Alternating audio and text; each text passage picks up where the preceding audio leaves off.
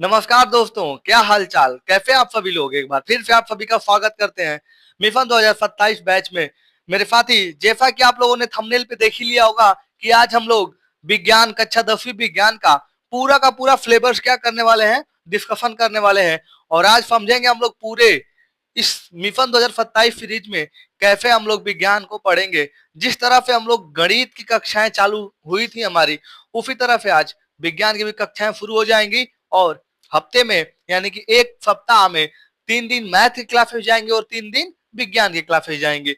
यानी अगर मान लीजिए, अगर मंडे को आप लोग कहते हैं मैथ के लिए, तो मंडे के बाद क्या आता है बाबू? इस दिन जाएगा साइंस। उसके बाद वेडनेसडे यानी बुधवार को जाएगा फिर मैथ। उसके बाद फिर थर्सडे को क्या चला जाएगा बाबू? साइंस। उसके बाद फिर फ्राइडे को फिर मैथ। और सैटरडे को क्या चला जाएगा? साइंस।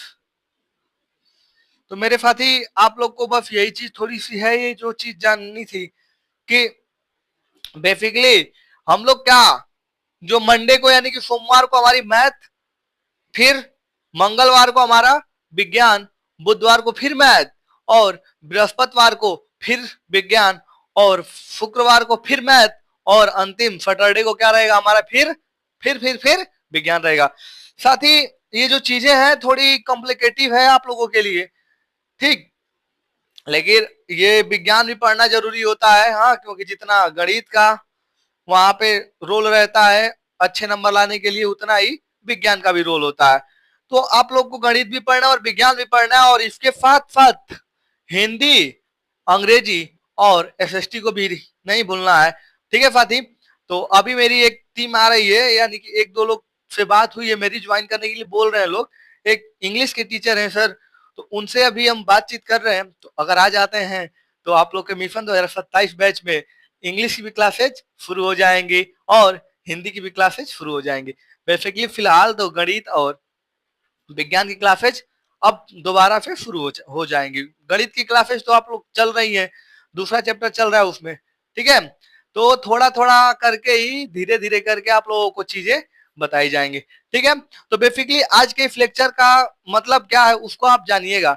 हम आज अपना विज्ञान का पूरा फ्लेवर्स जानेंगे, हमें क्या पढ़ना है, कितने दिन पढ़ना है और किस तरह से पढ़ना है, ठीक है साथी? तो हमारे पास देखिएगा, विज्ञान में जो विज्ञान होता है, विज्ञान हमारा 3 खंड में होता है। कितने खंड में होता है साथी? 3 खंड में होता है। पहला होता है फिजिक्स,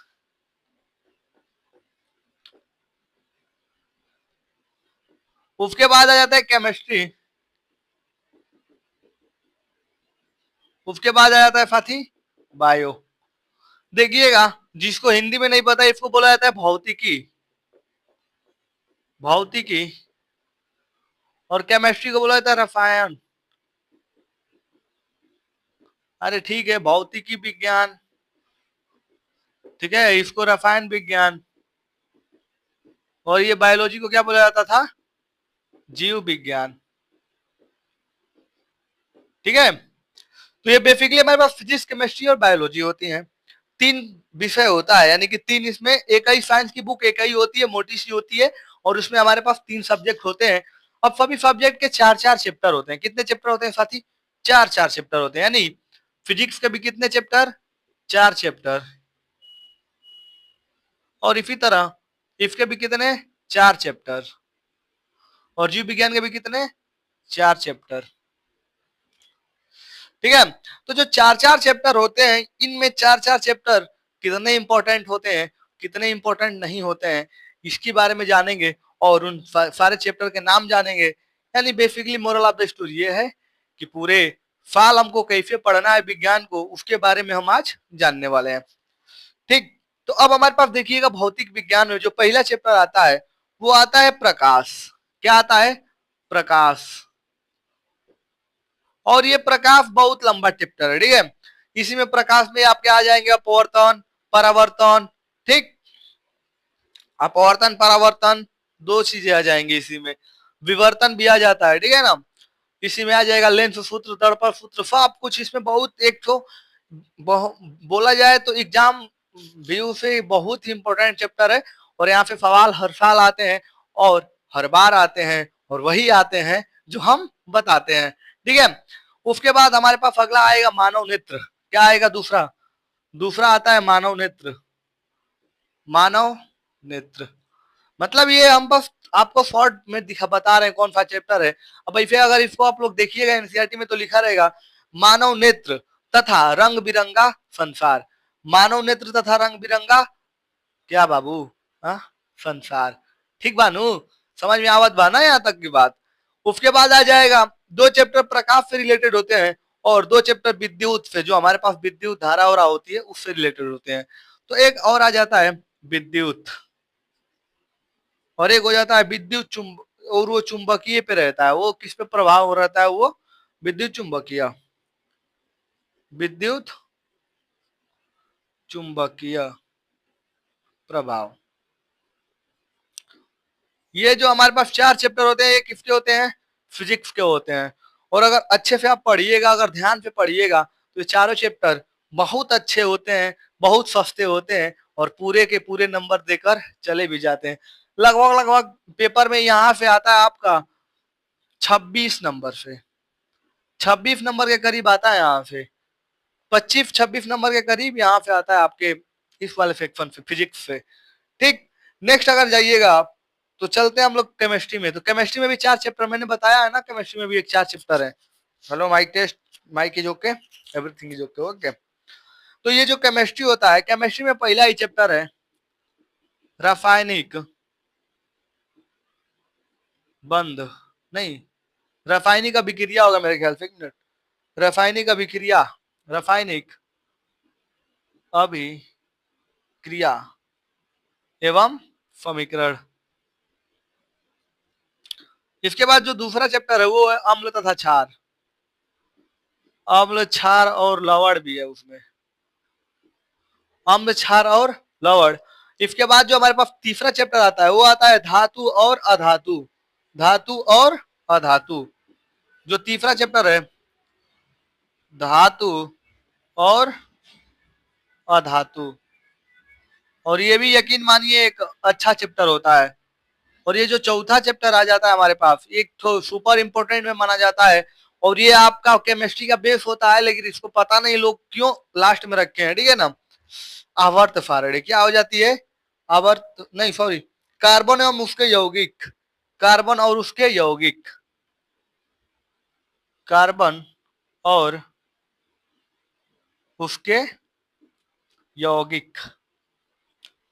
इसमें कार्बन के बारे में जानना होता है, किसके बारे में साथी? कार्बन के बारे में जानना होता है। और ये एक सुपर इंपोर्टेंट चैप्टर होता है। यहाँ से हमको ये सिर्फ इफ चैप्टर से 7 से 8 नंबर आ जाते हैं और आसानी से आ जाते हैं ना। तो परेशान नहीं होना है, एकदम इत्मीनान से पढ़ना है। और ये बायोलॉजी का जो सेक्शन है, ये बायोलॉजी का सेक्शन है, यहाँ भी 4 चैप्टर है आपके। जो पहला चैप्टर है जैव प्रक्रम, जैव प्रक्रम, जैव प्रक्रम। दूसरा चैप्टर है नियंत्रण एवं समन्वय, नियंत्रण एवं समन्वय, नियंत्रण। चैप्टर के नाम भी ऐसे होते हैं ना, क्या ही किया जाए। हाँ, जैव प्रक्रम, नियंत्रण एवं समन्वय। जीव जनन कैसे करते हैं, जो जीव होते हैं जनन कैसे करते हैं, जीव जनन कैसे करते हैं। और एक लास्ट होगा अनुवांशिकता, अनुवांशिकता, अनुवांशिकता। अब ये सब तो ठीक है, यहाँ भी नंबर आपको अच्छे खासे देखने को मिल जाएंगे, 20 से 22 नंबर। यहाँ भी आपको मिल जाएंगे देखने के लिए 15 से 20 नंबर के, लगभग लगभग सेम ही होता है इन दोनों का वेटेज, लेकिन सबसे ज्यादा वेटेज फिजिक्स का होता है, ठीक। और इसमें एक एक्स्ट्रा टॉपिक है, एक्स्ट्रा जो सवाल होता है, एक ही सवाल आता है हर साल आता है, 6 नंबर का आता है पर्यावरण। एक तो पर्यावरण करके नाम, हमारा पर्यावरण करके एक चैप्टर है, उस चैप्टर से आता है। तो एक तो ये बोनस रहता है अभी के लिए। अगर पर्यावरण पे आपको निबंध है तो आप लिख सकते हैं हमारा पर्यावरण। ये लास्ट चैप्टर होता है हमारा पर्यावरण।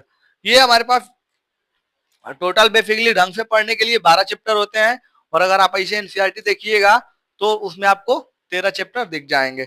अब ये 13 चैप्टर तो हैं, लेकिन अब इसको पढ़ना कैसे है हम लोगों को? तो इसको पढ़ने के दो तरीके होते हैं, ठीक। या तो पहले एक बार सिलेबस कंप्लीट कर लीजिए अच्छे से और रिवीजन करते रहिए।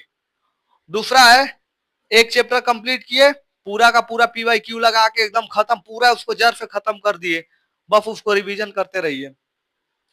तो मेरा मेरा जो मानना होता है, जो मेरा मानना होता है ये होता है कि एक बार आप चैप्टर को अच्छे से, जो भी चैप्टर है उस चैप्टर को अच्छे से खत्म कीजिए, उसके बाद पूरा जब सिलेबस हो जाए उसके बाद रिवीजन कीजिए। अगर 2-3 चैप्टर हो जाते हैं तो उसके बाद अगर छोटा छोटा मॉक टेस्ट मिलता है, टेस्ट मिलता है, पेपर उठाइए, उस चैप्टर से रिलेटेड जितने भी सवाल है उनको लगाइए। लेकिन अब पहला ही चैप्टर करिएगा और जाइएगा पेपर हल करने तो कुछ समझ में नहीं आएगा और ऊपर से डिमोटिवेट हो जाएंगे, ठीक। तो डिमोटिवेट होने का कोई मतलब नहीं निकलेगा, और आपका जो टाइम जाएगा वो अलग जाएगा, और उसके बाद पढ़ने का भी मन नहीं करेगा। तो इससे बढ़िया है आप करिएगा क्या, 2-3 चैप्टर 4 चैप्टर तैयार कीजिए, आराम से पढ़िए उसको, मस्त एकदम पीवाईक्यू लगाइए।